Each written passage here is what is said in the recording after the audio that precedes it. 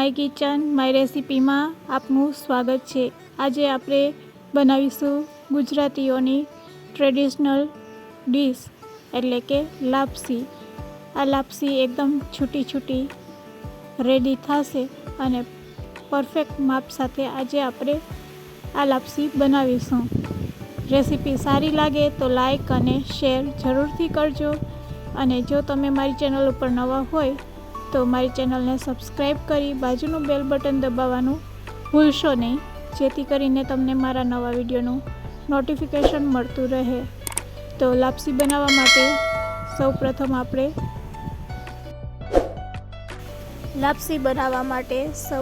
આપણે ઘઉંના ફાડા લઈ લેશું।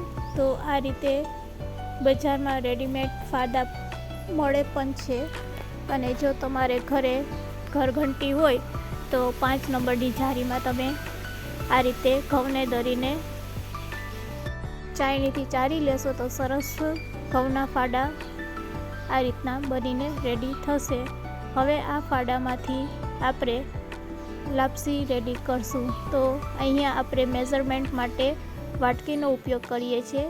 તો 1 વાટકી જેટલા ઘઉંના ફાડા લેશું અને મોણ માટે 1 ચમચી જેટલું ઘી એડ કરશું। આ રીતે આપણે હાથેથી પહેલાં મોણ આપી દેશું અને મોણ આપ્યા પછી તેને 10 મિનિટ માટે રેસ્ટ આપીશું, જેથી કરીને આપણા ફાડા છે એ સરસ સોફ્ટ પણ થઈ જશે। આ લાપસી આપણે કુકરમાં બનાવવાના છે, તો કુકરમાં જે વાસણ સમાય તે વાસણમાં આ લાપસીને આપણે રેડી કરશું।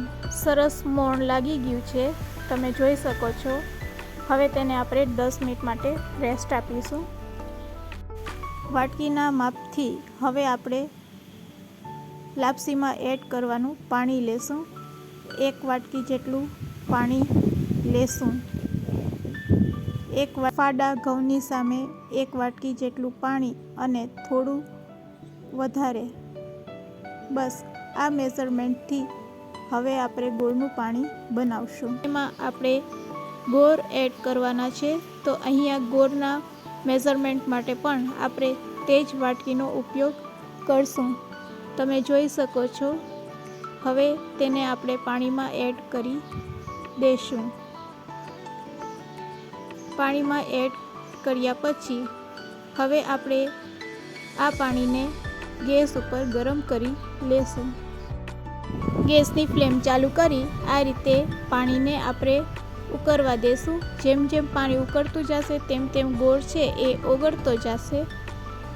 ગોળ ઓગળી જાય એટલે એમાં આપણે 1 ચમચી જેટલું ઘી એડ કરી દેશું। તો સરસ ગોળ ઓગળી ગયો છે, તો 1 ચમચી આપણે ઘી એડ કરી તેને હલાવી સારી રીતે હલાવ્યા પછી હવે આપણે ગેસની ફ્લેમને બંધ કરી દઈશું। તો અહીંયા ગોળનું પાણી રેડી છે। રેડી કરેલા આ ગોળના પાણીને આપણે ગળણીથી ગાળી લેશું, જેથી કરીને જો કોઈ કચરો હોય તો તે દૂર થઈ જાય। તો અહીંયા આપણું પાણી રેડી છે। આ પાણી સેજ નવશેકું રહી ત્યારે આપણે તેને રેડી કરેલા ફાડામાં એડ કરશું। રેડી કરેલા આ ગોળના પાણીને હવે આપણે લાપસીમાં એડ કરી દઈશું। ટોટલ 1.25 વાટકી જેટલું પાણી આપણે એડ કરેલ છે। હવે તેને આ રીતે ચમચીથી હલાવી લેશું। આ લાપસીને આપણે કુકરમાં બનાવવાના છે, તો ગેસની ફ્લેમ ચાલુ કરી અને કુકરમાં થોડું પાણી એડ કરશું।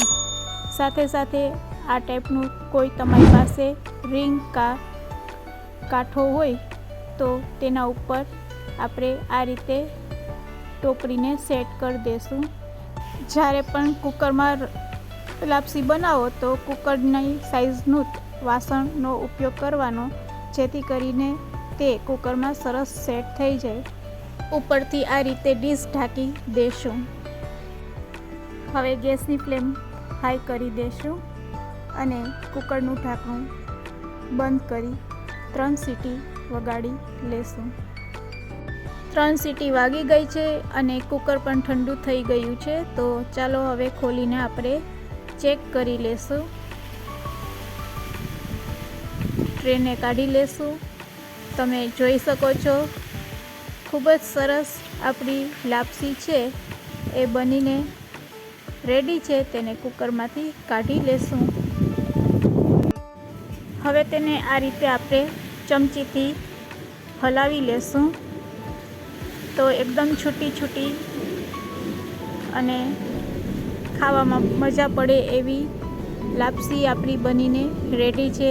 તેને આપણે એક ટ્રેમાં કાઢી લેશું. જ્યારે પણ લાપસી ગરમા ગરમ સર્વ કરતા હોય ત્યારે આ રીતે ચમચી મારતા જવાનું અને લાપસીને ટ્રેમાં કાઢતા જશું.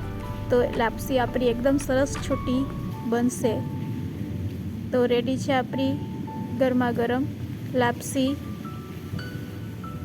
સારા પ્રસંગમાં આ લાપસી આપણે ખાસ બનાવતા હોય છે. આ રીતે એકવાર જરૂરથી ટ્રાય કરજો. હવે તેના ઉપર આપણે 1 ચમચી ઘી એડ કરશું અને તેને લાપસી સાથે સરસ મિક્સ કરી લેશું. તો અહીંયા આપણી લાપસી બનીને રેડી છે. તેને કાજુના ટુકડાથી ગાર્નિશ કરશું.